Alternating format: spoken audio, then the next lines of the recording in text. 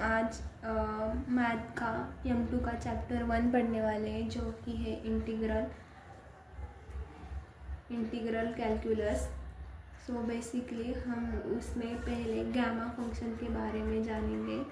तो gamma function क्या होता है और उसकी प्रॉपर्टीज़ क्या होती है। गामा फंक्शन हम √n से डिनोट करते हैं और उसकी एक मेन प्रॉपर्टी होती है जो कि 0 से इन्फिनिटी का इंटीग्रेशन लेकर x(n-1) dx and n is greater than 0।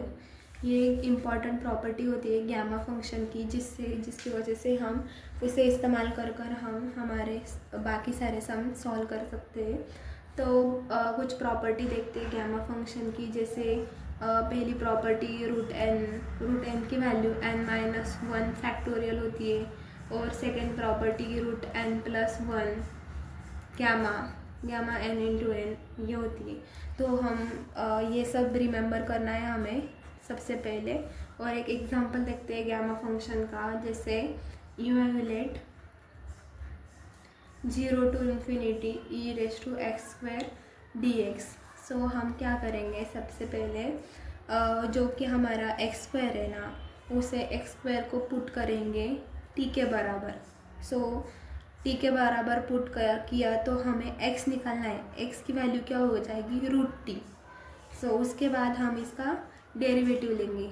dx is equal to root का डेरिवेटिव क्या होता है, 1/√t with respect to dt। ठीक है, उसके बाद हम पुट करेंगे ये limits. When x is equal to 0 होता है तब हमारा t पुट करेंगे।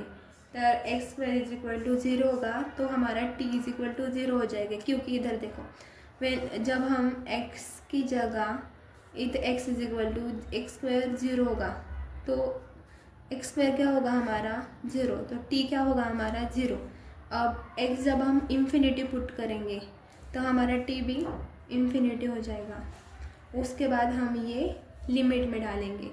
लिमिट हमारी चेंज नहीं होगी, लेकिन हमें गामा फंक्शन दिया है ना, गामा फंक्शन लाने के लिए हमें विद रिस्पेक्ट टू t के करना पड़ेगा। इसलिए व्हेन हमारी limit t is equal to 0 to infinity से लेकर हम वैल्यू पुट करेंगे e⁻x²। अब हमने x² को क्या पुट करा है, t, तो हम इधर e⁻xt पुट करेंगे। ये क्या है, माइनस है, इसलिए इधर -n with respect to dt। dx क्या है हमारा, dx हमने निकाला अभी, तो हम dx इधर 1/2√t dt ये पुट करेंगे। फिर 1/2 हम कॉमन है इसलिए बाहर निकालेंगे। 0 to ∞ e⁻t 1/√t dt। इसके बाद हमें क्या करना है, 1/2 से लेकर अब हमें 0 to ∞ इंटीग्रेशन लेना है। तो देखो e⁻t है, ये √t क्या होता है, √t कभी भी 1/2 t⁻1/2 होता है। हमें इस √t को ऊपर ले जाना है, तो t⁻−1/2 dt ये हो गया। ये आपको समझ आया हमने क्या किया, e⁻x² था इसलिए हमने e⁻t पुट किया। ठीक है, x² हमारा t था, dx हमने निकाला, dx क्या था 1/2√t dt। इसलिए इसमें से हमने 1/2 बाहर निकाला और 1/√t यहाँ पुट किया, तो e⁻t t⁻−1/2 dt। तो 0 to ∞ हमने क्या पुट किया था, e⁻t t⁻−1/2 dt, और ये हमारा 1/2 बाहर। तो इसका हम इंटीग्रेशन लेंगे, तो इंटीग्रेशन क्या आएगा, अब हम इसे कंपेयर करेंगे हमारे गामा फंक्शन के साथ। देखो इधर हमारा गामा फंक्शन क्या था, x(n-1) dx, वही लिख लेंगे हम इधर। देखो 0 to ∞ e⁻x x(n-1) dx इधर लिखेंगे कंपेयरिंग विथ गामा फंक्शन।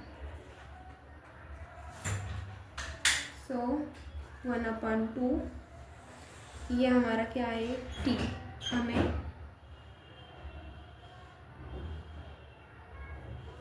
हमें इसकी वैल्यू मिल चुकी है, तो 1/2 × 2√/2 ये हो गया हमारा इक्वेशन।